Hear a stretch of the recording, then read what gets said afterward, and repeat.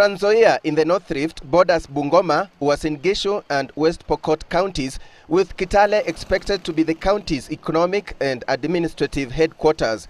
It has 3 constituencies: Kwanza, whose MP is Forestry and Wildlife Minister Dr. Nzoia Wekesa, Saboti represented by Eugene Wamalwa, and Cherengany represented by Joshua Kutuny. Maize farming is Nzoia's economic mainstay, a sector where you find peasants and large-scale farmers. This year, thanks to good rains, a bumper harvest was expected. But continuous heavy rains are impacting negatively on the harvesting process and the drying of the maize. Visit the farms and this is what you find. Mwaka jana kuwa na jua na mwaka hii kumekuwa na mvua zaidi. Hata ukiangalia kunyuma tuone meharibu mahindi yangu karibu half. It's 2 o'clock. The skies are just about to open and there's no time. They have to cover this maize. The maize has not dried yet. It's a desperate situation and this is what they go through almost daily.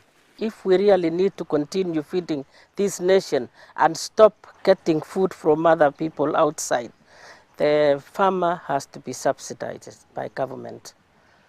One of the incentives we are saying, let the government say, bring in your crop today. We'll pay you 2,300 shillings like we did last year. We'll pay you cash on delivery. Government should say, bring in your crop. It doesn't matter whether it's wet or not. We'll dry it for you. Now, if you thought poor prices and rains are the biggest challenges, then you have yet to travel on many of the roads in Nzoia County. All the major roads to Kitale are dilapidated. We produce over 3 million commercial maize, 3 million bags of commercial maize every year. One would have thought that this road would be improved to facilitate the movement of this produce to the rest of Kenya. The worst is the road that connects Nzoia with Uganda through Swam Border Point, ironically a place that holds potential for improved revenue collection. But what revenue with such wanting infrastructure? We have requested government that this road must be tarmacked because on the Uganda side, Kapchorwa to Swam is under construction so that we can increase the trade between the trade and of course movement of goods and services between Uganda and ourselves. Insecurity emanating from cattle rustling is the other challenge. They were coming all the way from Uganda, the Karamoja. They were traveling through the Pokots and then they come to Cherengany. Same thing to Kwanza, same thing to Saboti. Despite the challenges, the potential for untapped areas like tourism, horticulture and even coffee is great. This is something that can be done. We do also need to improve on the infrastructure. As you know, we have the second highest mountain, Mount Elgon. There is untapped potential for tourism.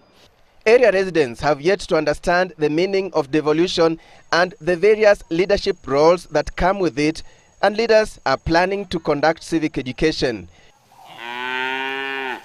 In the meantime, former Maendeleo ya Wanawake Chair Lady Zipporah Kitonyi, who was recently awarded a doctorate for her record in humanitarian work, is eyeing the position of women representative in the Senate. I have a wealth of experience. My life has been around women issues. The wife to Dr. Nzoia Wekesa, Jane Wekesa, also wants to be women representative in the Senate. Former Agriculture Minister William Kipruto Arap Kirwa is also said to be eyeing the senatorship. Eugene Wamalwa, a lawyer by training and a brother to former Vice President, the late Michael Wamalwa Kijana, is aiming higher. I'm going for presidency come 2012. I want to remain a member of parliament. I want to defend my seat come 2012.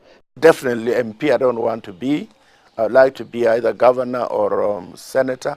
Wekesa, if you did not know, has played tennis and was once chair of the Kenya Lawn Tennis Association. He is a former safari rally driver. He is a veterinary expert with a degree from Edinburgh University in Scotland. He is also a top flower farmer in the country and has been playing a key role in coalition politics right from the formation of NAC in 2002 to the setting up of PNU in 2007.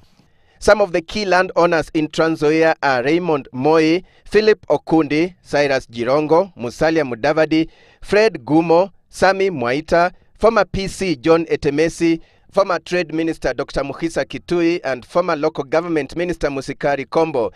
Others living here are the Mwangale family, former Ambassador to Japan Dennis Awori, and the family of former Makadara MP Fred Omido. Professionals are many, but just to name a few, Kiprono Kitonyi, chairman of Radio Africa, that owns Keys and Classic FM and TV stations. Former member of the Committee of Experts at Sango Chesoni, Paul Wekesa, former professional tennis player and son to Minister Noah Wekesa, and wildlife expert Nehemiah Rotich. Others are former director of National Parks Perez Olindo, former Kenya Seed MD Nathaniel Tum, and former PS Patrick Khaemba. Credentials aside, are the leaders keen to provide the bridge that can transform this county? Alex Chamwada, Sunday Live in Nzoia County.